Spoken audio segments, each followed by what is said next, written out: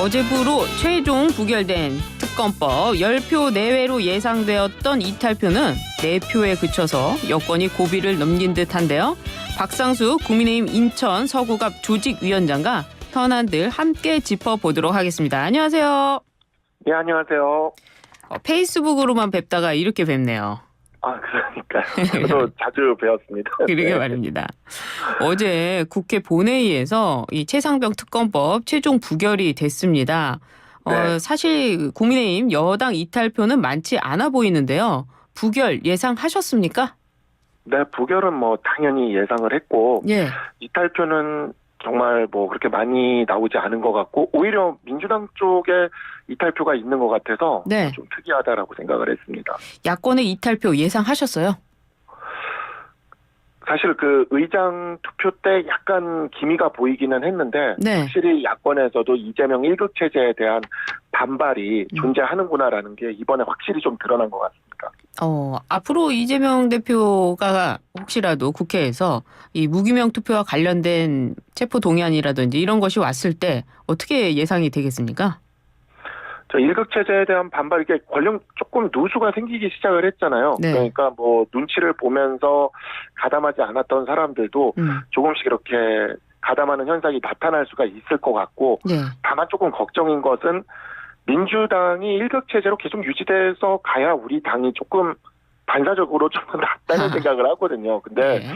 민주당이 저런 모습을 보여주는 걸 봤을 때 우리 국민의힘도 조금 이제 다양성 있는 그런 목소리를 포용할 수 있는 정당이 되지 않으면 쉽지 않겠다라는 생각도 좀 들었습니다. 이 야당의 이탈표를 보면서 이재명 대표의 연임도 어떻게 예상이 되는 겁니까? 연임은 할 수 있을 것 같습니다. 아무래도 뭐 당원 민주주의 한다 그러면서 워낙 그 개딸 전체주의와 같은 것을 강화시켜 놨기 때문에 네. 연임은 별로 문제가 없을 것 같은데 이제 무기명 투표나 이런 데서는 분명히 지금 같은 현상이 계속 반복될 것 같습니다. 그렇군요. 민주당 소식은 여기까지 해보도록 하고요. 위원장님이 지금 첫 목회 매월 첫째 주 목요일에 모이는 모임인가 봐요. 첫 목회 네. 소속으로 활동하고 계신데요. 네, 맞습니다. 첫 주제로 22대 총선 패배의 원인을 꼽으셨던 것 같은데 22대 총선 패배의 원인 어떤 게 있었습니까? 저희들이 그날 밤샘 토론을 했거든요. 네. 사실은 그 앞으로 우리가 어떻게 나가야 될지를 논의하는 자리였는데 그날 이제 참석한 위원장 중에 한 분이 근데 이게 우리가 22대 총선이 진 게 결국 공정과 상식이 깨져서가 아니냐라고 딱 이야기를 하는데 거기서 이제 다들 약간 순간 침묵이 흘렀어요, 진짜. 그러다가 그러면 우리가 이걸 발표를 할지 안 할지는 나중에 정하고 공정과 상식이 깨진 사례를 한번 이렇게 모아보자. 예. 그래서 이제 화이트보드를 꽉 채웠죠. 그 중에 5가지를 추려서 저희가 발표를 했습니다. 가장 첫 번째는 뭡니까? 가장 첫 번째가 바로 그 공감을 하지 않는 것이죠. 그러니까 이제 이번에 그 이태원 참사와 같은 이와 같은 사건들에서 드러난 우리 당이 이제 한정민 위원장이 그런 얘기를 했어요. 저랑 방송 나갔을 때 우리 당은 너무 이제 이 MBTI 중에 T들이 많은 것 같다. 티가 많다. 네, T가 많다. 그러니까 이제 좀 F에 이렇게 다가갈 수 있는 그런 정치를 해야 된다. 좀 이렇게 공감을 하는 정치가 필요하다라고 하는 거가 첫 번째로 저희가 그때 이야기를 했었습니다. 그렇군요. 그래서 윤 대통령 취임 연설문의 모습 그대로였다면 우리가 국민으로부터 버림받은 일은 없었을 것이다. 이렇게 말씀하셨는데 바로 이것과 연결되나 보네요.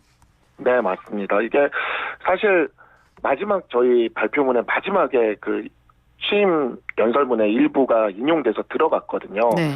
그게 이제 저희들이 취임 연설문을 그날 밤을 새면서 같이 다 읽어봤어요. 읽어보는데 이게 너무 마음이 아프더라고요. 이대로 나라가 2년 동안 운영이 됐다면 저희들이 이번에 총선에 패배할 일도 없었을 것이고 정말 딱 그런 기대를 가지고 윤석열 대통령을 저도 지지를 했고 어찌 보면 윤석열 대통령이 있는 이 정부를 지키고 싶어서 이렇게 총선에 출사표를 던졌던 것인데 패배를 하면서 이렇게 또 유권자들의 반응을 보면서 보니까 우리가 이 부분을 지키지 못했다라는 게 가장 뼈아프게 느껴졌습니다. 민주당의 그간의 발목 잡기에 대한 부분은 없었나요?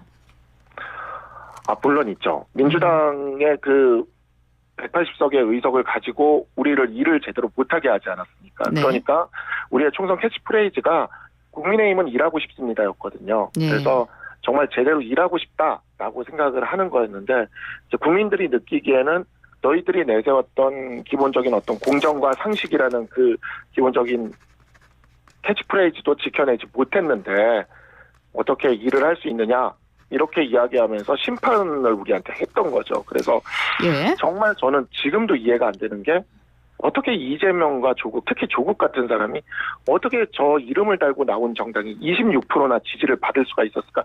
지금도 이해가 안 되거든요. 근데 그날 이제 그 설주환 변호사가 저희 그 하는데 왔었어요. 처음에 네. 잠깐 왔다 갔는데 설주환 변호사가 우리가 그 질문을 진짜 그 질문을 하려고 부른 건데 어떻게 조국이 이렇게 돌풍을 일으킬 수 있었냐라고 얘기할 때 조국에 대해서 윤리와 도덕과 뭐 법으로 이렇게 평가를 하려고 그러면 이 현상을 국민의힘은 영원히 이해하지 못할 거다 이렇게 답을 하더라고요. 근데 일단 그 말 자체 옳고 그름은 차치하고 그냥 뭐랄까 저도 그런 얘기를 많이 들었거든요. 주변에서 그냥 이 윤석열 정부에 대한 일회용 회초리, 강력한 회초리를 찾았다 이런 얘기를 하는데 그 이야기를 우리가 좀 뼈아프게 반성을 해야 되지 않을까라고 생각을 했습니다. 예, 그거 관련해서 총선 백서 특위 지금 뭐 총선과 관련해서 백서를 만들고 있는데 이른바 친한계로 분류되는 장동혁 국민의힘 원내수석 대변인은요. 총선 백서팀이 특검은 아니지 않냐면서 굉장히 불쾌감을 드러냈어요.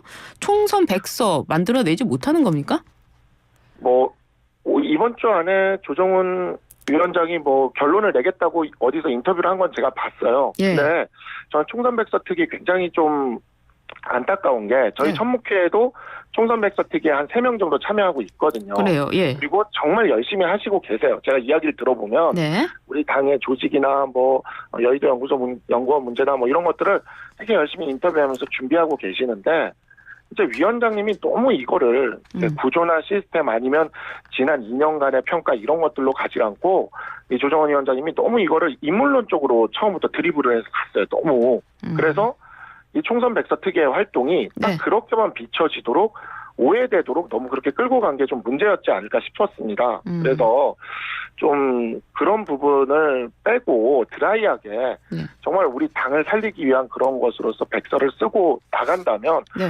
그거에 대해서 누구도 반대하지 않을 거예요. 근데 지금도 면담을 한 해 만에를 가지고 또 계속 인물론적으로 이렇게 끌고 가거든요. 예. 그래서 이거는 정말 그 백서 특위에 참여하고 열심히 하는 다른 위원분들에 대한 그 위해서라도 네. 이러한 식의 갈등과 이러한 식의 발언은 좀 자제를 해줬으면 좋겠다는 게 제 개인적인 심정입니다. 근데 그것과 다르게요. 이 한동훈 책임론이 부각이 되면서 오히려 한동훈 전 위원장이 전당대회에 나갈 수 있는 명분을 만들어주고 있는 거 아니냐 이런 얘기도 있어요. 어떻습니까? 그러니까요. 이게 사실 제가 전에 또 다른 곳에서 또 이야기를 했지만 책임론이 예를 들어서 아니 비대위원장으로서 책임이 아예 없다고 할 수는 없잖아요. 그러니까 책임론이 과실 비율이 뭐 한 9대1 정도 되는데 그걸 5대5라 그러면 1이라고 생각하는 사람들 입장에서는 그걸 되게 억울하고 탄압이라고 생각을 하는 거거든요. 만약에 처음 시작 때부터 한동훈 비대위원장은 아무 책임이 없었다. 만약에 이렇게 끌고 나갔으면 오히려 지금이랑 완전히 반대로 저는 흘러갔을 거라고 봅니다. 무슨 책임이 없었냐 하면서 알아서 분위기가 이렇게 나왔을 거예요. 근데 저희가 이제 그날 성명을 발표하는 날에서도 그날도 얘기를 했지만 우리는 유권자들한테 평가를 받을 때 3개월을 가지고 평가받지 않고 지난 2년을 가지고 평가를 받았거든요. 예. 그런데 총선 백서 특위는 그러니까 적어도 조정원 위원장은 3개월만 가지고 평가를 계속 하려고 한 거예요. 그러니까 그러면 우리는 2년에 대해서 우리가 먼저 이야기를 하자 이러고 이제 이와 같은 성명이 나갔던 건데 그 두 가지가 다 적히면 되는 거 아닙니까? 그렇죠. 그렇게 네. 하면 된다고 저도 생각을 합니다. 근데 그런데 이제 한쪽으로만 이렇게 좀 몰고 가는 그런 양상을 보여줬던 거죠. 국민의힘이 지금 내부에서 이럴 상황이 아닌 걸로 국민들은 많은 판단을 할 것 같아요. 민주당은 이렇게 대통령과 정부 여당을 공격하고 있는데 국민의힘에서는 이 총선 백서를 두고 또 이런 분쟁이 있네요. 알겠습니다. 이 천목회나 원내 조직에서는 이 전대 룰 가지고도 좀 이슈가 있는 것 같습니다. 50대 50으로 바꿔야 된다 이런 주장이 나오고 있는데 당내에서는 7대 3 아니면 8대 2 이렇게 개정해야 된다는 목소리가 큰 것 같은데요. 어떻게 바꿔야 된다고 보세요? 저희는 이제 천목회에서는 5대 5를 계속해서 주장을 하고 있습니다. 그게 합의된 의견이고요. 예. 근데 민심 비율이 들어가는 것에 대해서 이제 상식이 됐잖아요. 그러니까 저희들이 처음 이제 목소리를 내기 시작을 했고, 네. 민심 비율이 들어가는 것은 당연하게 이렇게 생각하게 된 것부터가 저는 좀 성과라고는 생각을 합니다. 그리고 우리 당이 이제는 좀 국민의 목소리에 귀를 기울이는 모습을 보여줘야 된다고 생각을 합니다. 물론 당원들의 어찌 보면 그동안의 헌신과 당원들의 그런 것들이 굉장히 저도 감사하고 평가받아야 된다고 생각하지만 크게 봐서 네. 그러니까 저희가 이제 이번 총선의 패배 이후로 이틀막의 정치를 이렇게 이야기를 하지 않았습니까? 그랬는데 크게 봐서 국민들이 보기에는 우리 목소리가 닿지 않았다라는 게 그게 이제 이번 총선에서 저희가 심판받은 이유 중에 하나인데 그런 점에서라도 이걸 반성하는 차원에서라도 민심 비율을 좀 많이 이렇게 올리고 만약에 정 그렇게 역선택이 걱정이 되면 역선택 방지 방법을 이제 논의를 하면 되거든요. 그래서 민심 비율을 좀 올리는 그런 방향으로 좀 더 올리는 방향으로 좀 이렇게 논의가 계속 진행됐으면 좋겠다고 생각을 합니다. 문제점은 뭐 여러 가지가 있을 수 있겠죠. 여론조사 같은 경우에는 샘플이 1,000명 정도밖에 안 되는데 그게 과연 민심을 반영하는 것이냐부터 또 반대로 민주당은 지금 당원 비율을 강화하자고 나오고 있지 않습니까? 뭐 국회의장 선거까지도 당원 비율을 10%로 늘려야 된다 이런 주장을 하고 있는데 이것과 비교해보면 좀 반대로 간다 이런 입장의 비난도 있을 수 있을 것 같아요. 민주당의 그 당원 중심주의를 우리가 소위 말하는 개딸 전체주의로 비판을 좀 하지 않습니까? 예. 실제 우리나라는 이렇게 전 국민이 다 뭐 당원에 가입하는 미국 같은 그런 정치 문화를 갖고 있지는 않아서 예. 일부 조직된 소수가 당에 조직적으로 가입을 했을 때 완전히 당을 흔들 수가 있다라는 것을 우리는 이미 통합진보당 사태에서 봤지 않습니까? 그때 이제 뭐 군자산의 맹약 이후에 NL 계열이 쭉 들어가가지고 통합진보당을 완전히 장악하면서 당권파, 비당권파 나눠져서 지금 그 똑같은 사태가 제가 평행이론으로 민주당에서 벌어지고 있다고 보고 있거든요. 물론 우리 당의 당원들이 그렇다는 건 아니지만 우리나라처럼 이렇게 정당민주주의가 아직 취약한 상황에서는 약간 그런 포괄 정당의 형식으로 오픈 프라이머리 방식이 조금 이렇게 도입이 되는 게 국민들을 오히려 정당 민주주의 쪽으로 끌어들이는데 저는 도움이 된다고 생각을 합니다. 좀 더 정당 민주주의가 더 성숙이 되어 나가면 그때는 확실히 당원 중심의 민주주의를 해도 되지 않을까라고도 생각하고 있습니다. 그래요. 듣기에는 당원분들이 좀 섭섭해하시는 부분들도 있을 것 같긴 한데요. 한동훈 전 위원장 출마설에 대해서 김재섭 당선인요. 여기 천목회 소속이기도 하지 않습니까? 정치적 명분은 부족하지만은 대선 참패 원흉인 이재명 대표도 바로 당대표를 맡았다. 이렇게 이야기를 하면서 한동훈 전 위원장이 못 나올 게 뭐가 있느냐. 뭐 이런 취지로 이야기한 것 같아요. 어떻습니까? 네네. 아니 뭐 그거는 그냥 원론적인 이야기를 한 것이고 사실 우리나라 정치 문법이 이재명 대표가 많은 것을 깨트리긴 했어요. 제가 봐도 네. 이게 우리가 상식적으로 생각하는 어떤 정치 문법이 있는데 그걸 많은 분들이 이렇게 깨트리기 시작을 했고 개인적으로는 한동훈 위원장이 지금 당대표를 출마해서 얻을 수 있는 정치적 이익이 크지 않다는 것에 대해서는 누구든 다 동의할 거라고 생각을 합니다. 그런데 생각을 해보면 이재명 대표가 그렇게 했던 그 과정이 이재명 대표의 지금 어찌 보면 그 야당 내에서 입지와 지도력을 만드는데 도움을 준 거는 있습니다. 분명히 그 정치 문법을 깨고 정면 돌파를 해서 나갔던 것이. 그래서 나올 수도 있다. 그러한 면에서도 조금 이제 그 이야기가 있는 것 같긴 합니다. 그 한동훈 비대위원장이요. 어제 출마자들을 만나서 지구당을 부활해야 된다 이렇게 언급을 했어요. 이거는 원외와 함께 가겠다 이 뜻인 것 같은데 출마 결심 선 것으로 보입니까? 이 이야기가 그렇게 뭐 새로운 이야기는 아닙니다. 왜냐하면 영입 인재들한테도 이제 한동훈 위원장이 이렇게 연락을 하거나 그런 경우가 있었고. 연락 받으셨어요? 저도 받았다고 그 얘기를 한 적이 있고 한데 그 처음부터 이 얘기는 있었어요. 왜냐하면은 이제 우리가 수도권 정당이 되고 다음 총선에서 수도권에서 다시 이기기 위해서는 수도권의 조직이 필요한데 그러려면 지구당 같은 게 필요하다라는 이야기. 저도 그 이야기를 건의를 드리기도 했고, 뭐 그에 대해서 이제 한동훈 위원장이 어떻게든 나든 이거를 실현하기 위해 역할을 하겠다라는 답을 준 것도 있고, 근데 이게 하겠다. 비단 지금 나온 게 아니라 이미 총선이 끝나고 나서 총선 패배를 분석하고 얘기하는 과정에서 이미 있었던 이야기입니다. 그래서 시기적으로 저는 이게 시기적으로 그 충분히 의미 있는 얘기 아닙니까?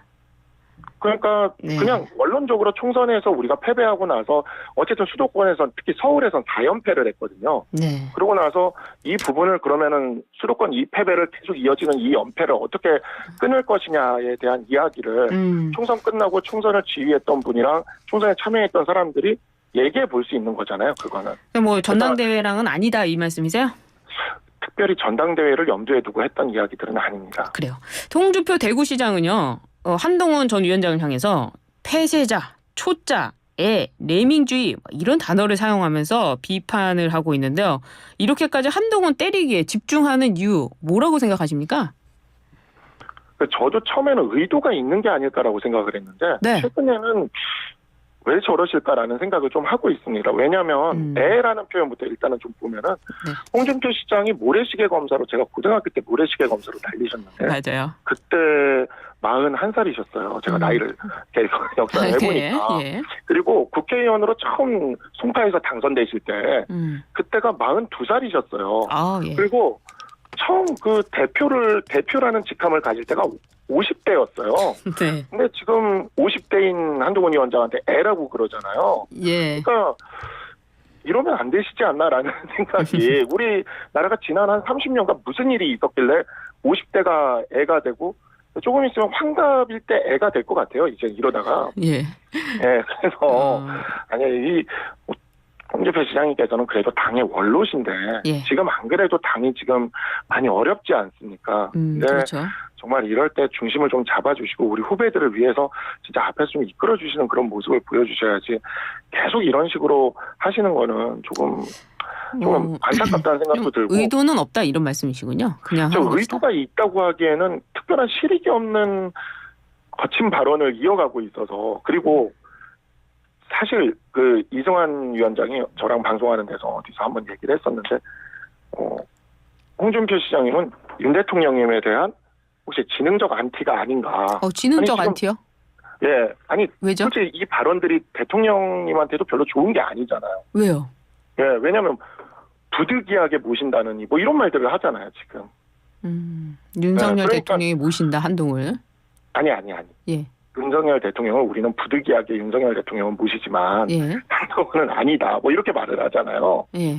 예, 그게 결코 윤 대통령, 우리 대통령한테도 별로 좋은 얘기가 아닌 얘기를 막 하고 계시거든요, 지금. 홍준표 시장이 뭐 한동훈 위원장뿐만 아니라 대통령한테도 그러고 있다, 뭐 이 말씀이시군요. 네, 좀 그런 느낌입니다. 그래서 도대체 왜 저러실까라는 생각이 드는 거죠, 조금. 그래요. 국민의힘 내에서 이 7월 전대 가능성도 나오고 있는데요. 전당대회는 네. 언제 열리게 될까요? 지금부터 한다 그래도 한 전당대회 준비하는데 40일 정도가 걸린다 그러더라고요. 예. 지금 이제 선관위가 생겼으니까 아무리 빨라봐야 7월 초가 될 수밖에 없어요. 6월에 개최는 좀 힘든 것 같고. 네. 그러면 7월 초인데 룰을 바꾸려면 또 한 1, 2주 걸린다고 합니다. 예. 그러면 7월 룰을 바꾼다고 생각하면 7월 중순 또는 말이어야 될 것 같고 그거보다 그래요. 조금 더 예. 이제 뭐 예를 들어 민주당의 전당대회와 연계되는 컨벤션 효과를 생각하면 8월 초까지도 넘어갈 수도 있겠다라는 생각이 듭니다. 그렇군요. 시간이 갈수록 뭐 한동훈 위원장의 등판도 가능해질 것 같다 이런 예상도 드네요. 그 윤상현 국민의힘 의원이요. 저희 뉴스바이트 인터뷰에서 황우여 비대위에 박상수 위원장 젊은 정치인을 영입했어야 된다 이렇게 이야기를 했습니다. 지금까지의 황우여 비대위 어떻게 평가하세요? 저는 굉장히 안정적으로 잘 운영하고 있다고 저는 생각을 하고 있고요. 다만 너무 안정적으로 운영하고 있다 보니까 네. 국민들이 바라보기에 우리 당이 뭔가 혁신하는 모습을 보여주는 것에 대해서는 잘 보여주고 있지는 못하다고 생각이 듭니다. 그래도 황우여 위원장님이 좀 이 어당팔이라는 이름으로 불리지 않으십니까? 네. 그러니까 결국에 한 번은 이제 룰 변경 등과 관련돼서도 그렇고 한 번은 뭔가 이렇게 보여주지 않을까라고 기대는 내심하고 있습니다. 그렇군요. 또 혁신하면 또 천목회가 있는 거 아니겠습니까? 저희는 뭐 계속해서 주류에서 내기 힘든 목소리들을 한번 만들어서 내보려고 생각하고 있습니다. 그렇습니다. 영입되셔가지고 변호사에서 서구갑 조직위원장으로 변신을 하셨는데요. 참 인생이 어디를 튈지 모르네요. 그렇지 않습니까? 맞습니다. 그러게 말입니다. 몇 달 전까지는 생각지도 못하는 일들을 하고 있는 것 같습니다. 그러게 말입니다. 오늘 말씀 감사합니다. 예, 고맙습니다. 네. 지금까지 박상수 국민의힘 인천 서구갑 조직위원장과 함께했습니다.